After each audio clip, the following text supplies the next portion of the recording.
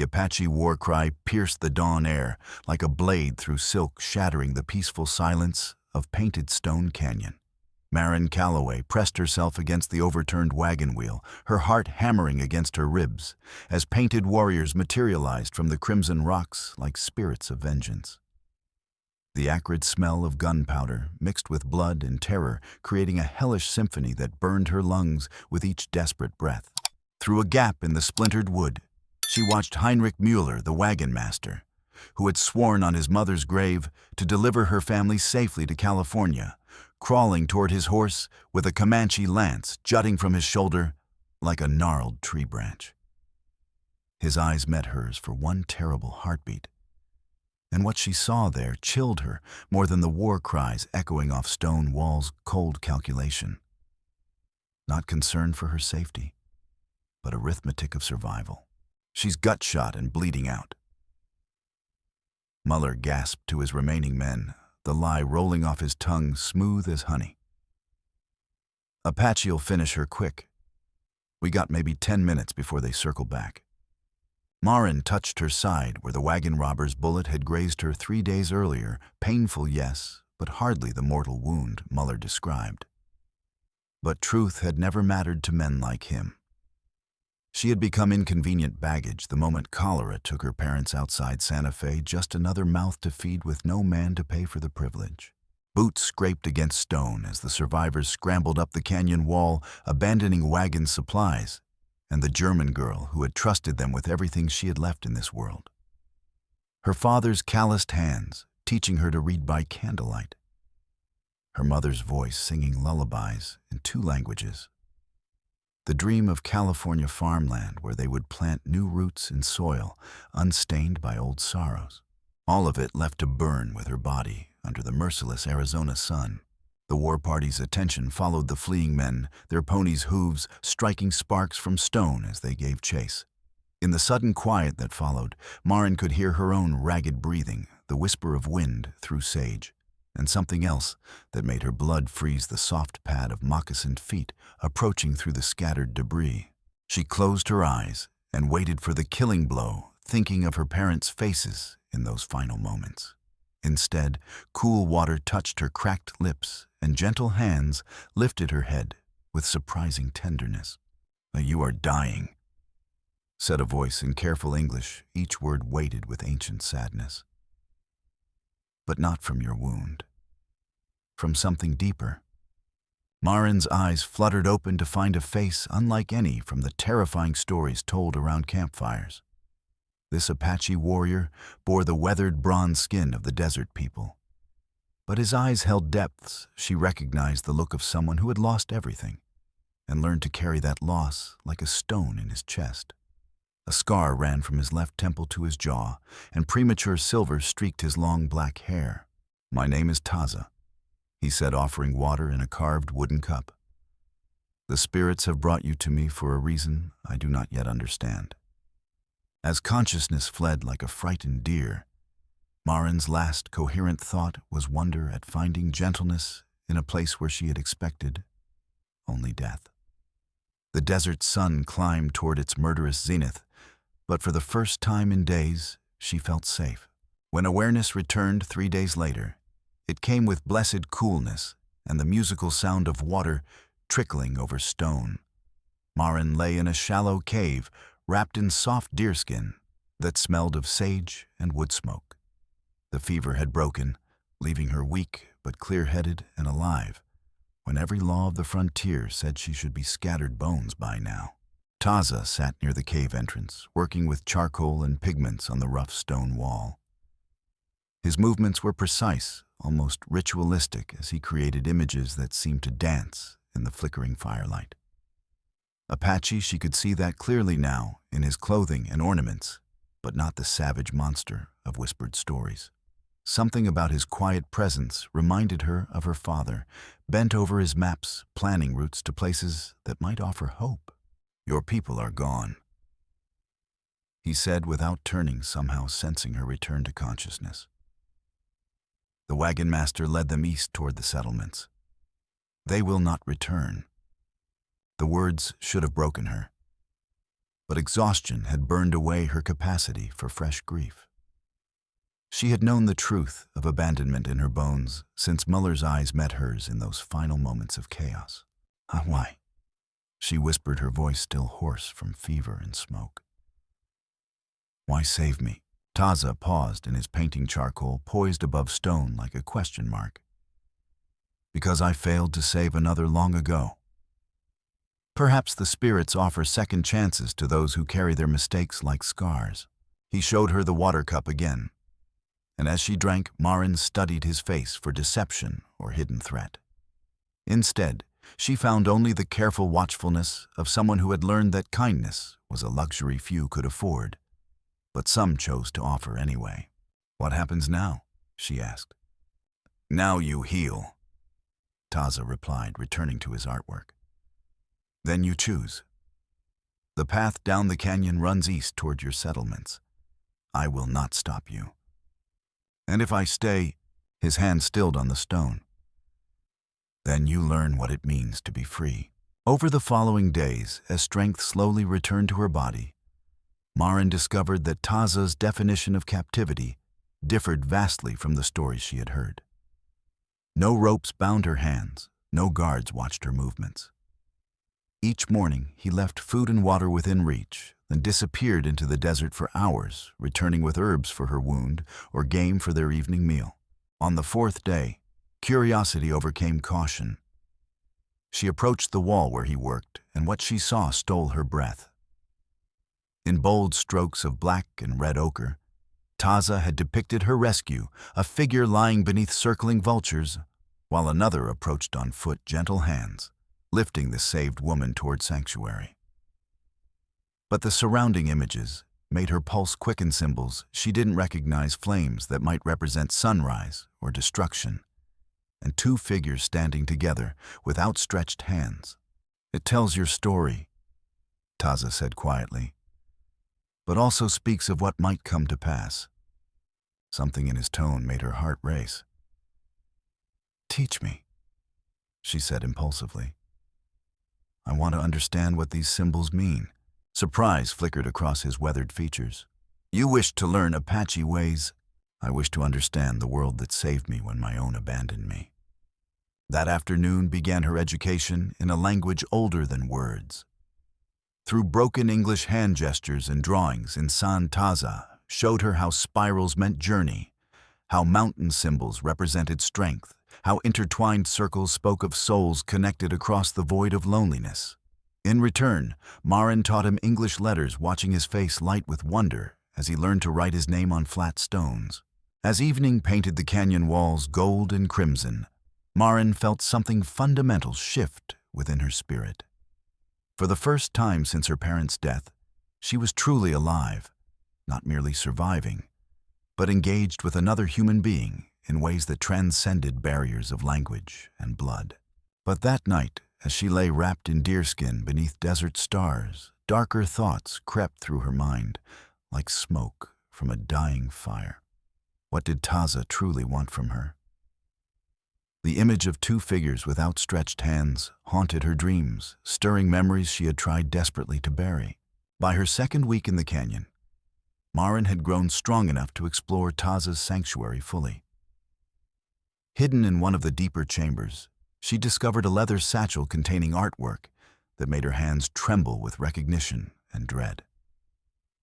Dozens of drawings on bark and hide depicted scenes of domestic bliss, men and women sharing meals, working together, embracing beneath starlight. The final image stopped her cold, two figures joining hands before a ceremonial fire while Apache witnesses looked on. Pastor Amos Blackwell's face materialized in her mind with devastating clarity. 16 years old and cornered after church services, his whispered promises that she was special to God, and to him the way his hands lingered where they should never have touched. When she finally threatened to tell her parents, he had destroyed her family's reputation with such surgical precision that they'd had no choice but to flee Missouri in shame. You were never going to let me choose, she whispered to the empty chamber. Footsteps echoed from the main cave. Maren hastily shoved the drawings back into the satchel, but her shaking hands scattered several pieces across the stone floor. When Taza appeared, he saw immediately what she had found. Silence stretched between them like a held breath. Then Taza slowly approached and knelt to gather the scattered artwork, his movements careful, as those of a man approaching a wounded animal. "These are not demands," he said quietly, eyes fixed on the drawings rather than her face. "They are dreams, hopes of what two people might build together if both chose freely. Dreams based on lies." Maren snapped, fear sharpening her voice to a blade. Just like before. Pretty words hiding ugly intentions. Taza's head snapped up, hurt flashing across his features. "You believe I saved you only to claim you as property? I don't know what to believe anymore." She backed toward the chamber entrance. "I've been fooled before by men who spoke of protection while planning to use me." "None, then leave," Taza said simply, rising to his feet. Water waits by the cave mouth, dried meat in the blue cloth. The eastern trail leads to your settlements. You have my word as a warrior, I will not follow or seek you out. His quiet resignation hit harder than anger would have. Maren searched his face for manipulation, but found only the same deep sadness she had glimpsed that first day. "Just like that," she whispered. "A bird in a cage is not a bird," Taza replied. "It is only a prisoner with wings. I have seen what happens when choice is stolen. I will not be the one who clips another's feathers." Hours passed before Maren approached him again.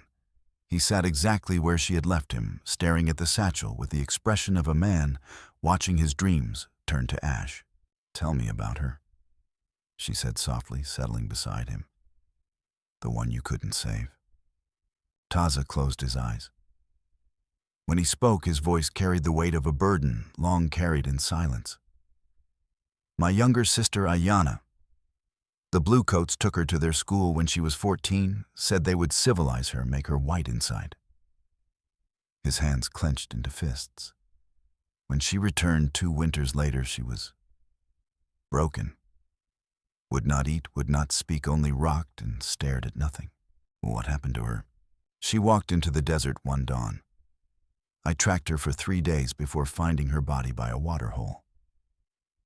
His voice dropped to barely a whisper.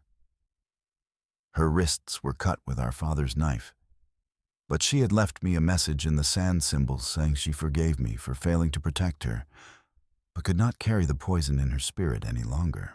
Understanding flooded through Maren like cold water. "You're still trying to save her. Perhaps..." Taza opened his eyes, meeting her gaze with devastating honesty. "Or perhaps I dreamed that 2 broken people might heal each other. But dreams must be freely shared, or they become nightmares." As darkness settled over Painted Stone Canyon, Maren made her choice. She did not take the eastern trail. Instead, she helped Taza prepare their evening meal, working beside him in comfortable silence, as stars emerged overhead. Trust, she realized, was built not in grand gestures, but in countless small acts of mutual respect. Neither of them knew that 50 miles away, a man in black was weaving lies that would soon shatter their fragile peace. The seasons turned slowly in the canyon, marked by shifting bird migrations and the subtle changes in desert light. Maren had been with Taza for 4 months when other Apache first appeared, 3 women and a handful of children, led by an elderly man whose lined face spoke of decades under the relentless sun. Taza greeted them in rapid Apache before turning to Maren with careful formality. "This is Nantan Lupan, my grandfather and war chief. These are his wives and some of our young ones. They wish to meet the white woman who lives freely among us." The old chief studied Maren with sharp eyes that missed nothing, her sun-darkened skin, Apache-style moccasins, the confident way she stood beside his grandson. When he spoke, his English carried the authority of command. "My grandson says you learn our symbols, teach him white man's writing. This builds bridges between worlds." He gestured toward the children. "But knowledge needs young minds to grow. Will you help teach our children your people's words? It may protect them when they encounter white settlements. I would be honored, Maren replied. Thus began the most fulfilling period of her life. 3 days each week, Apache children arrived for lessons blending English instruction with traditional teachings. Maren taught them letters and words, while Taza shared ancient stories and survival skills. The children learned quickly, delighting in marks on slate that could carry meaning across distance and time. But word traveled fast in the territories carried by traders and drifters who moved like tumbleweeds between settlements. Eventually, news reached Salvation Creek, a growing town 50 miles east, where Pastor Amos Blackwell held considerable sway over the faithful. Blackwell was a tall, imposing man with pale blue eyes and silver hair that lent him distinguished authority. His sermons drew crowds from neighboring settlements, all eager to hear him speak of God's judgment and Christian redemption. What his congregation didn't know was that their spiritual leader harbored secrets dark enough to damn any soul. When word arrived that Maren Calloway, the German girl who had vanished in an Apache raid, was alive and living freely among savages, Blackwell felt ice form around his heart. She had threatened to expose him once before, nearly destroying his carefully constructed reputation. If she returned to civilization with tales of his misdeeds, everything would crumble. But Amos Blackwell had not survived by panicking. He began his campaign carefully weaving fear and righteousness into Sunday sermons with masterful skill. He spoke of white women defiled by heathen savages of corruption, spreading when Christian souls were exposed to primitive darkness. He painted vivid pictures of brutality that made his listeners' blood run cold. Not that poor innocent child. He would intone from his pulpit voice, heavy with manufactured compassion, subjected to unspeakable degradation at godless hands. We must rescue her before her very soul is lost to darkness. Within weeks, he had assembled 20 armed men, all convinced they rode forth on a mission of Christian mercy. What Blackwell didn't reveal was his true motivation or his certainty that Maren could never be allowed to speak freely again. Meanwhile, in Painted Stone Canyon, Maren experienced something she had never known: genuine happiness. The Apache children brought her gifts: woven bracelets, interesting stones, wildflowers from hidden springs. More importantly, they trusted her not just as teacher, but as protector and friend. One evening, as she reviewed the day's lessons by firelight, Taza broke their comfortable silence with unexpected words. "I watch you with the children," he said quietly. "You are born to teach patient, kind, wise. But more than that, you help them believe they can succeed in both worlds. This is a precious gift." Maren set down her slate. "They're remarkable students. I wish more white people could see them as I do, children full of curiosity and potential, not threats to be feared. Fear makes people do terrible things." Taza nodded. "It convinces them that difference means danger, that safety requires destroying what they don't understand." Neither knew how prophetic those words would prove. In the darkness beyond the canyon, Amos Blackwell was already setting his plans in motion. The thunder of approaching horses shattered the morning calm, sending birds spiraling up from their roosts in panicked clouds. Maren and Taza had been working with 6 Apache children when dust appeared on the eastern horizon. At young Chato's urgent whistle, the danger signal, the youngsters vanished into the rocks like smoke. 20 mounted men rode into the canyon faces, grim beneath dusty hat brims. At their head sat a figure that turned Maren's blood to ice: Pastor Amos Blackwell.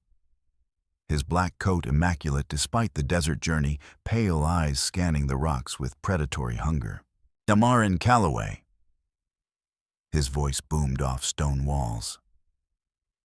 "I know you're here, child. We've come to deliver you from heathen captivity and restore you to Christian fellowship." Taza stepped protectively in front of Maren, hand resting on his knife. "Stay behind me," he murmured. "These men bring violence in their hearts." But something fierce rose in Maren's chest.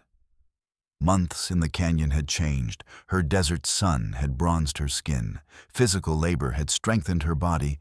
But most importantly, trust and respect had rebuilt her spirit. She was no longer the frightened girl who had fled Missouri in shame. Pastor Blackwell.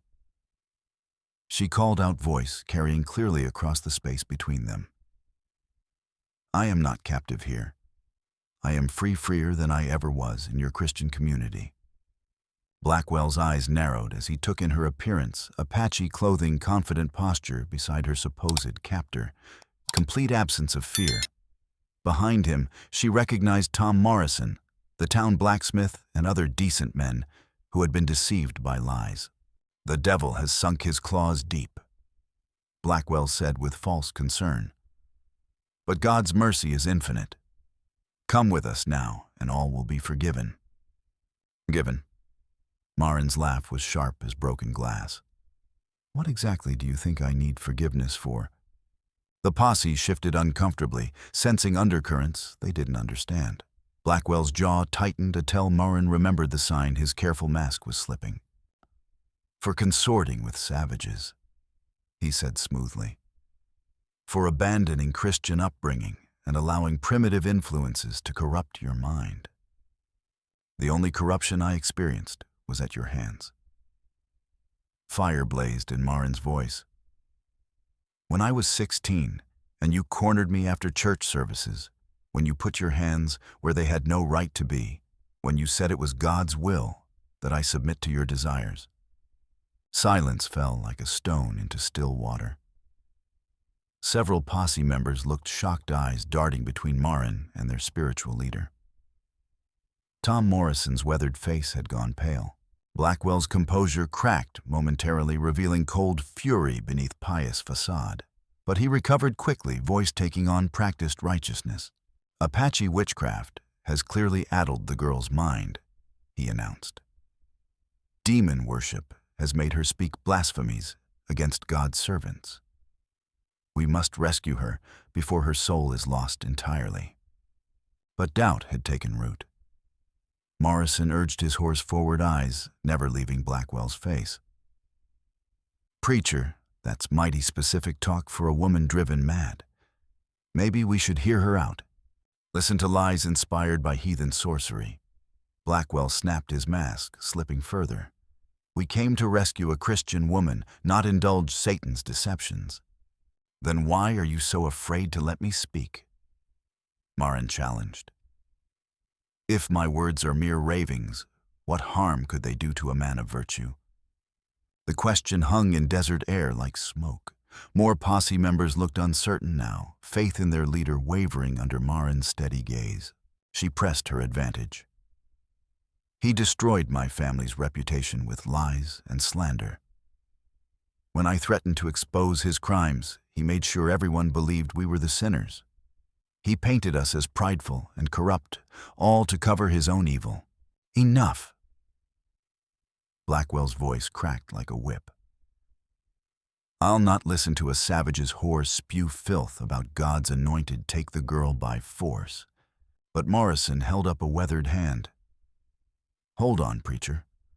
I remember the Calloway family, good honest folk. Always seemed strange how quick you turned the town against them. He looked directly at Maren. Tell us what really happened, miss. Standing in harsh desert sun with wind whipping her hair, Maren finally spoke the truth she had carried in silence for years. She described Blackwell's grooming behavior, his escalation from inappropriate comments to unwanted touching his threats when she resisted. She explained how he had twisted scripture to justify his actions, used his authority to isolate and manipulate her. When I finally threatened to tell my parents, she concluded, voice steady despite the pain of remembering, he destroyed our reputation so thoroughly we had no choice but to leave. He made everyone believe we were the sinners, not him. Silence stretched like a held breath. Then Morrison spat into dust and shook his grizzled head. Always wondered why a man of God would be so quick to cast stones. Guess I know now, burying his own sins under someone else's shame. Other voices joined the chorus of doubt. Men shared observations about Blackwell's inappropriate interest in young women, his insistence on private counseling sessions, his discouragement of questions about his past. Seeing control slip away, Blackwell wheeled his horse in a tight circle, pale eyes burning with frustrated rage. "This isn't finished," he hissed at Maren. "I'll not let you spread poison with your lies. The Lord demands justice, and I am his chosen instrument."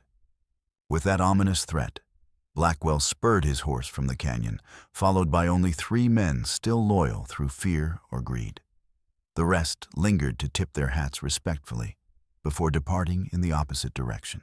As dust settled and silence returned, Maren felt something break free in her chest, a tight knot of shame she had carried so long she'd forgotten what breathing felt like without it. For the first time in her adult life, she had spoken truth and been believed. "You were very brave," Taza said quietly, approaching with concern and admiration in his dark eyes. "I was terrified," Maren admitted, voice shaking with delayed reaction. "But I couldn't let him win again. Couldn't let him turn my freedom into another cage." From the rocks came the cautious emergence of Apache children who had witnessed everything. Little Ayana ran forward and threw her arms around Maren's waist. "You fought like changing woman from the old stories," she said in Apache. "Strong and fearless, defeating monsters with truth instead of weapons." Maren hugged the child close, but her eyes were troubled as she gazed toward where Blackwell had disappeared. She had won this battle by exposing his lies, but men like him did not accept defeat gracefully. They festered and plotted and struck when least expected. 3 nights later, Maren woke to acrid smoke drifting through the canyon on an unnatural wind. Not wood smoke, but the sharp bite of burning brush and the chemical tang of coal oil. Taza was already upstanding at the cave entrance, with his body tense as a drawn bowstring. "Fire," he said grimly. "Started at the canyon mouth in 3 places, spreading fast." "This is no accident." Maren joined him and felt her blood chill. Orange flames danced along the eastern wall in an unnaturally perfect line, consuming dry scrub and stunted trees. Thick smoke billowed into the star-filled sky, while wind calm for days now gusted with suspicious force, driving fire deeper into the canyon like a living thing with malicious intent. "Blackwell," she whispered. "He promised it wasn't over." Taza agreed, voice tight with controlled anger. "See how the flames burn in barriers across our escape routes. Someone used coal oil to ensure it would spread quickly. This is murder disguised as natural disaster." Running feet echoed off canyon walls as Nantan Lupan appeared with 2 wives and 6 children, staying in lower caves for lessons. The old chief's composed face showed stark worry as he spoke rapidly in Apache. Taza translated grimly. "Fire has cut off the main trail. There's another path to the high mesa, treacherous by day and nearly impossible at night. We must reach it before flames spread further." They gathered essential belongings, frantically water skins, dried food blankets, precious slate boards, representing hours of shared learning. The children were frightened but obedient, following adults without question as smoke grew thicker and orange glow brighter. As they began their desperate exodus, disaster struck. Superheated air rushed through the canyon like dragon's breath, carrying burning embers that ignited dry grass near their escape route. Within minutes, their path was blocked by roaring flame. "The old tunnel," Nantan Lupan said urgently, pointing toward a narrow crevice in the back wall. "Water carved it long ago, leads through the mountain's heart to the mesa. But the passage is tight, and if fire gets too hot..." He didn't need to finish. "If thermal expansion cracked the surrounding rock, the tunnel would become their tomb." But they had no choice. Fire was spreading with terrifying speed, fed by wind and drought-dry vegetation. Soon the entire canyon would be an inferno. They entered single-file, Taza leading Maren, bringing up the rear to ensure no child fell behind. The passage was even more cramped than it appeared, forcing them to crawl through spaces barely 2 feet high, lungs burning from smoke, filtering through rock cracks. 20 feet in Taza stopped suddenly. "The passage splits here," he called back. "Left branch is wider but longer, follows an old underground river. Right branch is shorter but very narrow, single file only." Before anyone could respond, rumbling echoed behind them, stones shifting as intense heat caused thermal expansion. The tunnel mouth they'd entered suddenly narrowed as ceiling chunks collapsed, trapping them inside the mountain. "Rock is cracking from the heat," Nantan Lupan said grimly. "We must move quickly or be buried alive." They chose the narrow right passage for speed. But 10 feet further disaster struck again.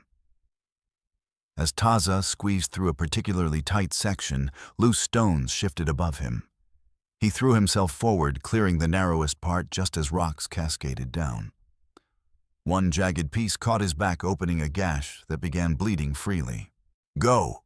he gasped, pushing little Ayana ahead despite his pain. "Keep moving. I can make it." But Maren could see he was hurt worse than he admitted. Blood seeped through his shirt, and his movements had become careful and labored. When they reached another branching 15 minutes later, she made a terrifying decision. "I'll take the children through the left passage," she told Taza, gripping his shoulders. "You go right, it's shorter, and you need to get out before losing too much blood." "No." Taza protested, dark eyes fierce with protective instinct. "We stay together.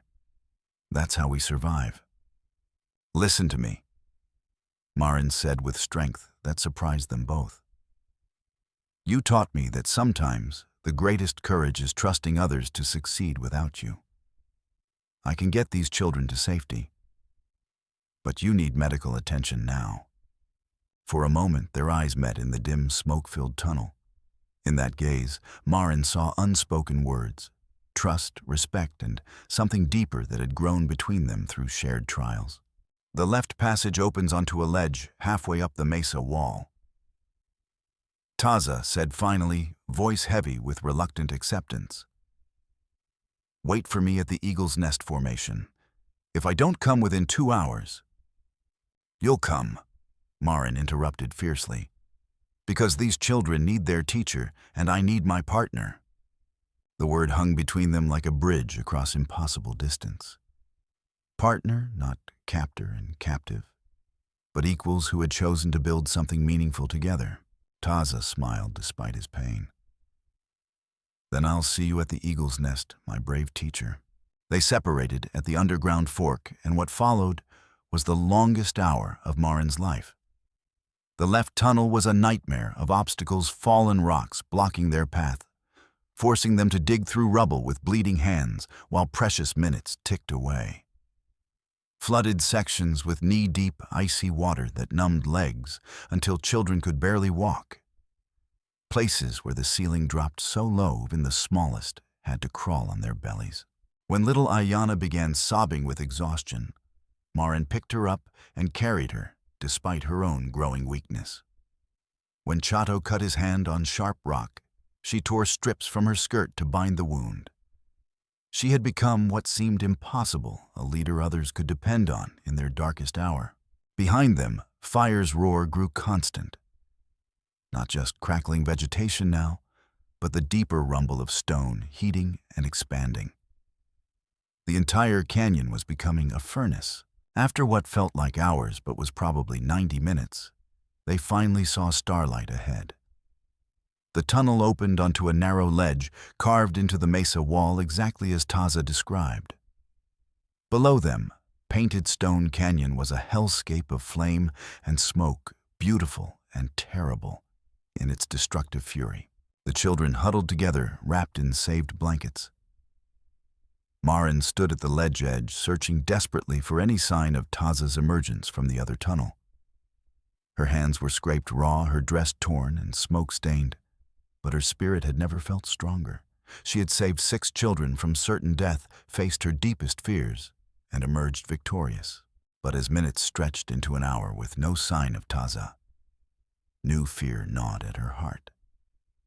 Then, just as despair threatened, she spotted movement near the mesa base, a figure emerging from seemingly solid rock, moving slowly but steadily toward the eagle's nest.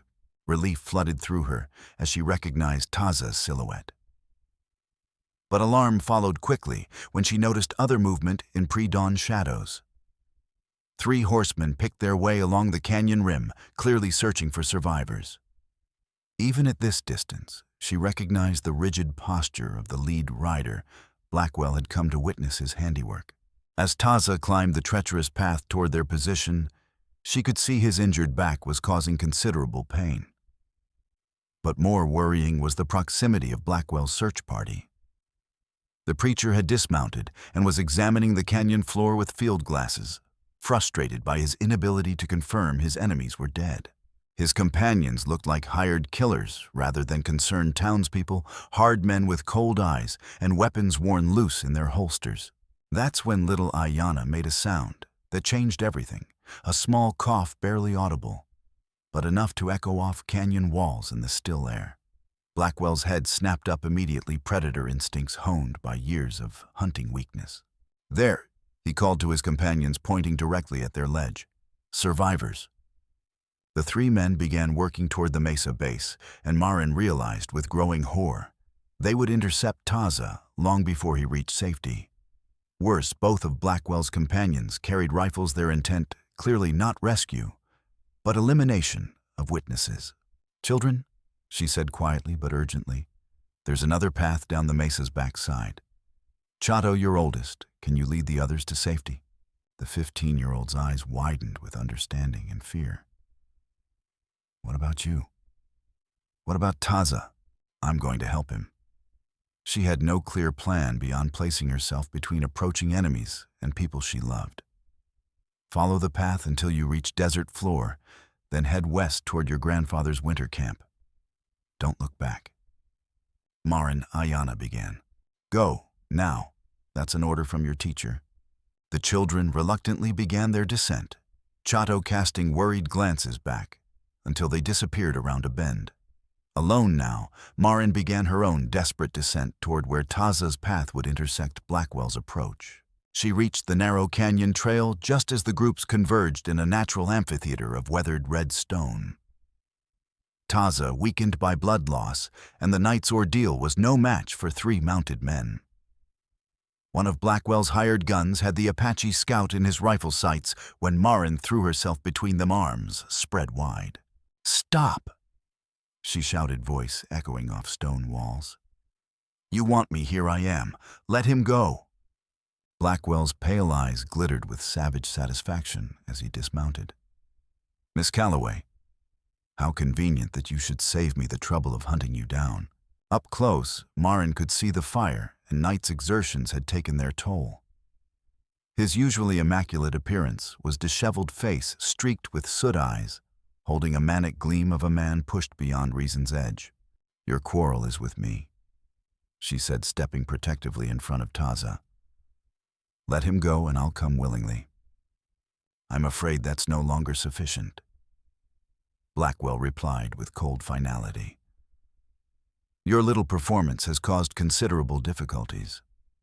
Families have left my congregation, authorities are asking questions about my methods.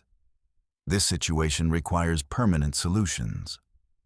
But before his gunman could fire, Taza lunged forward despite his injuries, tackling the riflemen and sending both tumbling into the rocky streambed. The weapon discharged harmlessly as they grappled desperately in dust and gravel. Blackwell cursed and drew his pistol, but hesitated in the confusion. He couldn't get a clear shot without risking his hired gun. That hesitation was all Maren needed.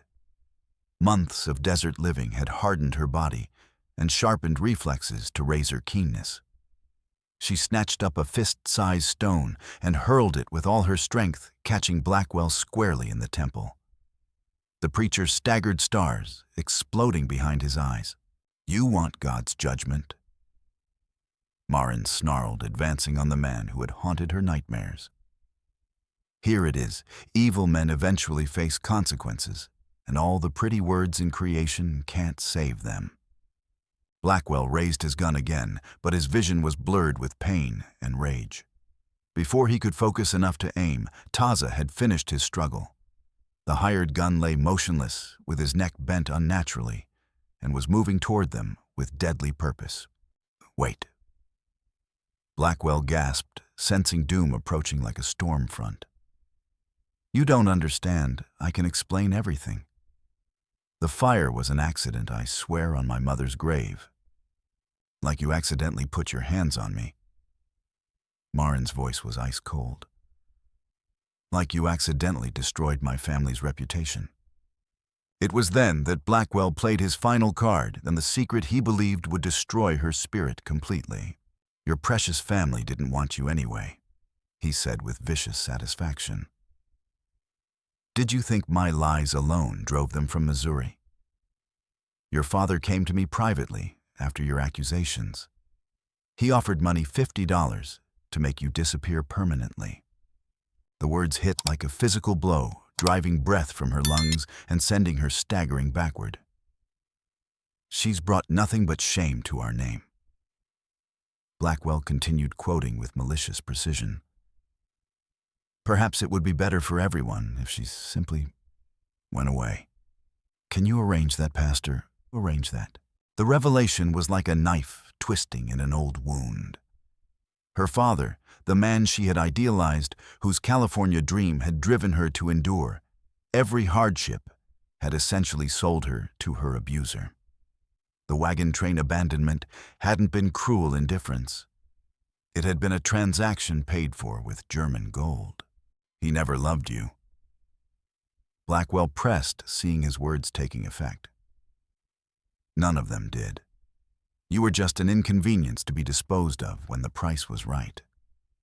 But instead of breaking her spirit, the revelation had an unexpected effect. As the truth sank in, Maren felt something cold and clean settle over her like armor, forged in fires of absolute clarity.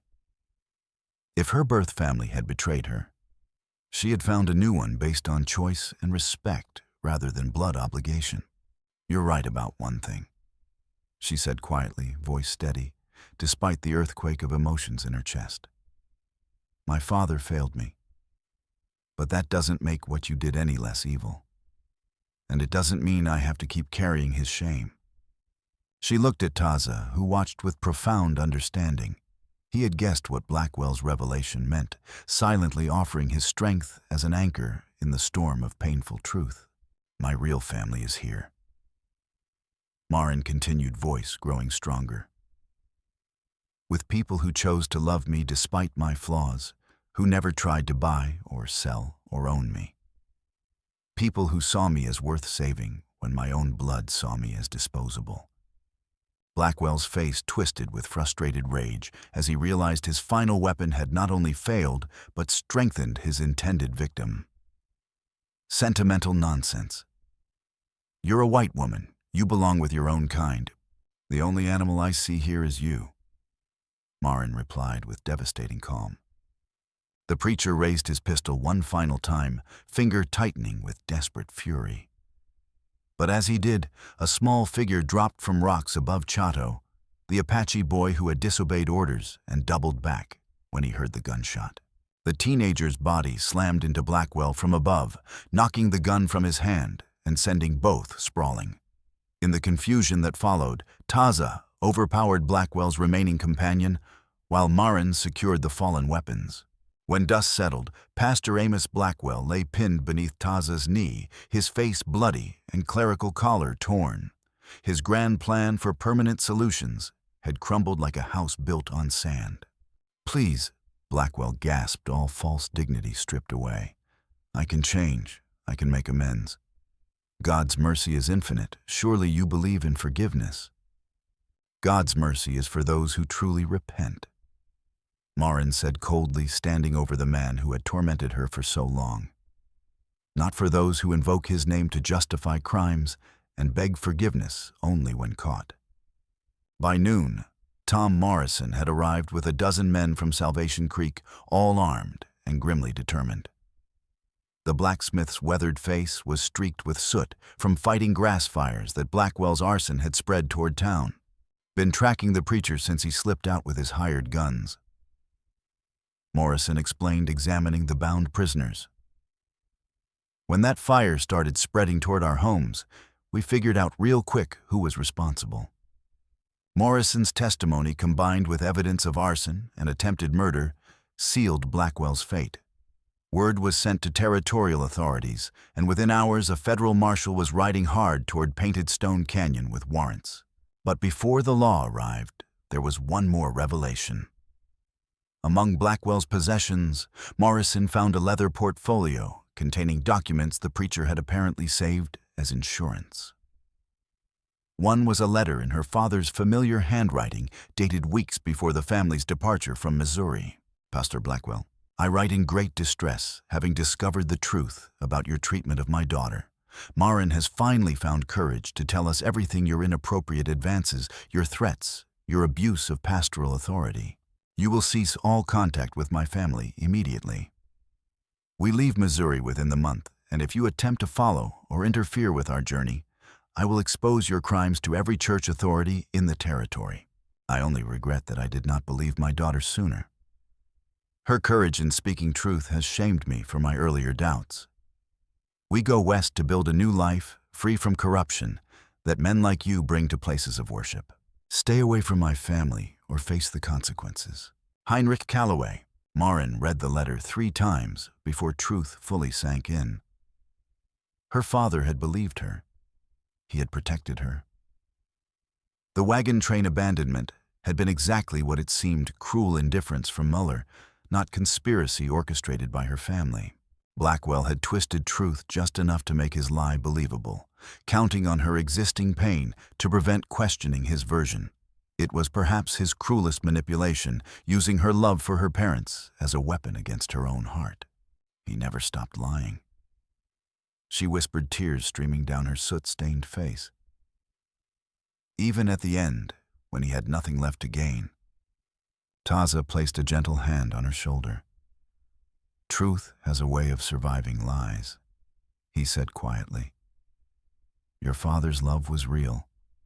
Only the poison was false. As afternoon sun began its descent toward western mountains, the federal marshal arrived with his jail wagon. Pastor Amos Blackwell was formally charged with arson, attempted murder conspiracy, and multiple counts of sexual assault based on testimony from other women who had finally found courage to speak. The preacher maintained his innocence to the end, claiming persecution for his Christian beliefs, but his words fell on deaf ears. Too many had seen through his facade, and evidence was overwhelming. As the jail wagon rolled toward the territorial capital, Maren felt a chapter of her life finally closing. The man who had haunted her nightmares was facing justice, and truth about her family's love had been restored. But more importantly, she had discovered her own strength, courage to stand up to evil wisdom, to build new bonds based on choice and determination, to create beauty from destruction's ashes. But there was one more twist waiting. As they returned to the burned canyon to assess damage, Taza made a confession that shook Maren to her core. There is something I must tell you, he said as they stood before the blackened cave walls. About the fire, about why I hesitated in the tunnel when rocks were falling. Maren waited, sensing the weight of long-carried guilt in his voice. 7 winters ago, there was another fire. Started by accident when I was hunting, knocked over a torch in dry brush. His voice dropped to barely a whisper. It spread to our winter camp. My sister Ayana, she was trapped in our wickiup when the flames reached it. I could have saved her, but I froze. The fire reminded me of our parents' death years before, and fear paralyzed me. Understanding flooded through Maren. That's the real reason you saved me. Not just because you failed her, but because you failed her in fire. Taza nodded, tears streaming down his weathered cheeks. When I saw the rocks falling in the tunnel for a moment, I was that frightened young man again. I almost failed you too, almost let my past weakness destroy our future. Maren took his hands in hers, feeling calluses from years of survival and service. But you didn't fail. You pushed through the fear, made the hard choice to trust me with the children's lives. That's not weakness, that's the greatest courage of all. 6 months later, Maren stood before a new cave painting in what had become known as Harmony Canyon. Fire damage was still visible. Blackened stone-cracked rock faces, patches where vegetation was only beginning to return. But life was finding ways to heal and grow stronger. The painting she was creating differed from Taza's earlier work, though clearly influenced by his teaching. Where his art had been primarily symbolic, hers combined Apache imagery with realistic portraiture, creating a unique fusion that spoke to her position, bridging two worlds. The central image showed hands of different colors, white, bronze, black, brown, all joined around a fire that burned not with destruction, but with warmth and light. Surrounding this were figures representing the children she taught, Apache families who had accepted her white settlers, who had come to respect her choice. "It's beautiful," said a familiar voice. Maren turned to see Tom Morrison approaching, hat in weathered hands. "What brings you out here, Tom?" Morrison studied the painting before answering. "Wanted to let you know Blackwell's trial is finally over. Jury took less than an hour to find him guilty on all charges. Judge sentenced him to life in territorial prison." Maren felt complex emotions, relief that justice was served, satisfaction that other victims had found their voices, but also sadness for the waste of a human life. "There's something else." Morrison continued, reaching into his shirt pocket to withdraw folded legal papers. "This came through territorial mail, looks like documents from back east." Maren's hands trembled as she took the papers. When she read the contents, her face showed profound surprise. "It's about my father's estate," she said slowly. "He left a will before departing for California. The lawyer has been trying to track down Calloway family survivors for over a year." She read, further eyebrows rising. "He left me everything, the farm in Missouri, money saved for California, and..." She paused, rereading carefully. "A letter of apology explaining he had received threats from Blackwell about revealing our location, but regretted not confronting the preacher directly. The enclosed letter from her dead father was brief but heartbreaking. My dearest Maren, if you read this, God has preserved your life despite the dangers we faced. I pray you have found safety and perhaps happiness. I must confess a failure that haunted my final days. When we left Missouri, I told myself we sought California opportunity, but truth is, we were running from shame, not your shame, but mine. I should have confronted Pastor Blackwell directly when you found courage to tell us about his abuse. Instead, I chose the coward's path of flight. After we departed, Blackwell sent letters threatening to spread lies about our family if we ever returned or spoke against him. I destroyed those letters rather than burden you with their poison. But they showed me the depths of his malice and my own weakness. The farm and money are yours by right. But more than that, you have my blessing to live whatever life brings you joy. You were always the strongest of us, my dear daughter. Your loving father, Maren Calloway." Maren read twice before folding the letter carefully. The vindication was sweet, but it also raised practical questions about her future. The inheritance was substantial enough to buy land anywhere in the territories. "What will you do?" Morrison asked. Maren looked around at the canyon that had become home caves, where she and Taza had built their life together. Clearings where Apache children learned English alongside white children whose parents valued education over prejudice, rock walls. Where she had painted her vision of harmony between cultures. "I'll use the money to buy this land from the territorial government," she said decisively. "Make it legal and official. Then I'll build a real school here, not just for Apache or white children, but for any child whose parents want them to learn about both worlds." Morrison smiled broadly. "I know several families in Salvation Creek who'd send their children to a school like that, especially one run by the woman who had courage to face down Amos Blackwell." As the blacksmith prepared to depart, Maren handed him a small canvas, a portrait she had painted of herself and Taza standing together before the canyon entrance. Both figures were smiling, their body language speaking of partnership and mutual respect. Show this to anyone still spreading stories about white women being corrupted by savage influences, she said. Let them see what real corruption looks like. It's the fear and hatred that keeps people apart, not the love that brings them together. That night, as they sat around the fire with Nantan Lupan and a group of children from various backgrounds, Maren added final touches to her masterpiece. In one corner, almost hidden among decorative elements, she painted two small figures, a man and woman, walking away from a burning town toward a sunrise promising new beginnings. But the real surprise came the next morning when young Chato ran breathlessly into camp with news that would change everything again. Ana Maren Taza. Come quickly. The teenager gasped. There are people coming, a whole wagon train, and they're flying white flags. The approaching group proved unlike any Maren had ever seen. Led by a middle-aged Chinese woman and an elderly Apache man she didn't recognize, it consisted of families from multiple cultures: Apache, Navajo, Mexican, German, Irish, Chinese, and others she couldn't immediately identify. Children of mixed heritage played together as wagons rolled to a stop near the canyon entrance. The Chinese woman dismounted and approached with a warm smile. Miss Calloway, I am Li Wei, and this is my husband Joseph Whitefeather. We have heard about your school, about the work you are doing here. We have come to ask if you might have room for more students and more teachers. As introductions were made and stories shared, Maren learned that word of her integrated school had spread far beyond Arizona territory. Families from across the Southwest, people rejected by both white and Indian communities because of their mixed heritage or unconventional choices, had begun gathering together, seeking a place where their children could learn without shame or fear. We want to build something new, Li Wei explained as they toured the canyon facilities.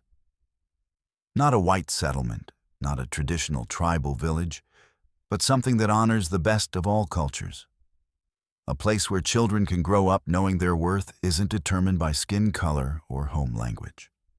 By evening, it was clear that Painted Stone Canyon was about to become something unprecedented in the American West, a true multicultural community built on principles of mutual respect and shared learning.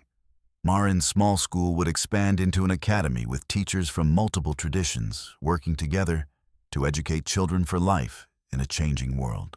As newcomers made camp for the night, Maren and Taza climbed to their favorite overlook above the canyon. Below them, campfires dotted the valley floor like earthbound stars, and the sound of multiple languages blended into musical harmony. When I saved you from the desert that day, Taza said quietly, I thought I was rescuing one lost soul. I never imagined it would lead to this.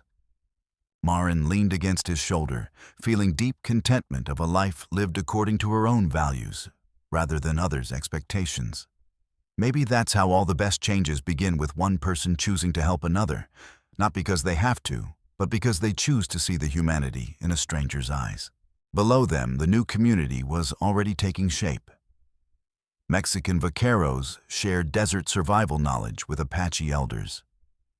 Chinese families demonstrated vegetable growing techniques in harsh soil. German immigrants taught food preservation methods. Irish settlers shared songs and stories around evening fires. And at the center of it all, children of every background played together with unconscious ease that adults often lost, seeing difference not as division, but as variety to be celebrated. 3 years later, the settlement that had grown around Maren's school was officially recognized by the territorial government as the Town of Harmony. The name was fitting not because there was never conflict, but because residents had learned to resolve differences through dialogue rather than violence, understanding rather than fear. The school had become a small college, attracting students and teachers from across the American West and beyond. Apache shamans taught alongside Chinese scholars. German craftsmen worked with Mexican artisans. Irish storytellers shared stages with Navajo singers. Graduation ceremonies were conducted in 6 languages, and every diploma bore the school motto Maren had carved in stone above the main entrance. Wisdom shared makes all stronger. On a warm spring morning, as she stood before her latest class of young teachers, preparing to carry the school's methods to other settlements, Maren reflected on the journey that had brought her to this moment. The pain of her past had not disappeared, memories of Blackwell's abuse, her father's death. The terror of being abandoned in the desert would always be part of her story. But those experiences had become tools for helping others rather than weapons for self-destruction. After class, she walked to the memorial garden the community had created to honor those who had given their lives for the dream of harmony. Her parents' names were carved in granite, along with Taza's sister Ayana, and dozens of others who had died before they could see the world their sacrifices had helped create.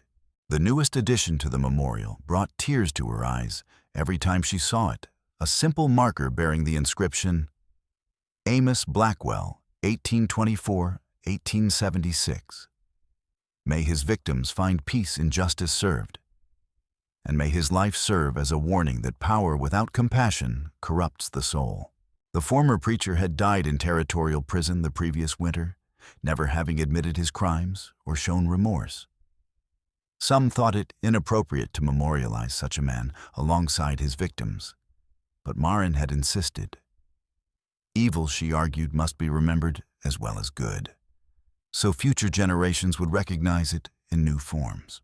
You're thinking deep thoughts again, Taza said, appearing beside her as quietly as that first day in the canyon. His hair was completely silver now. Lines of age and laughter creased his face, but his eyes still held the same gentle strength that had saved her life in more ways than one. I was thinking about endings, Maren replied, taking his weathered hand. How some stories never really end, they just become part of larger stories, like drops of water joining a river. He nodded with understanding. The children we taught have become teachers. The seeds we planted have grown into forests. What we built here will outlive us both. Around them, the garden hummed with life, continuing bees in flowering bushes, children playing in the nearby courtyard, distant sounds of hammers as the community continued growing. It was not a perfect place, no human community ever could be. But it was a good place where difference was celebrated rather than feared. That evening, as sun set over mountains that had witnessed so much struggle and triumph, Maren stood once more before her great mural in the original canyon cave. The painting had grown over the years, with dozens of hands, adding contributions to the vision of unity and hope. But at its heart, the original images remained 2 figures with outstretched hands, surrounded by symbols of different cultures, all reaching toward the same fire of knowledge and understanding.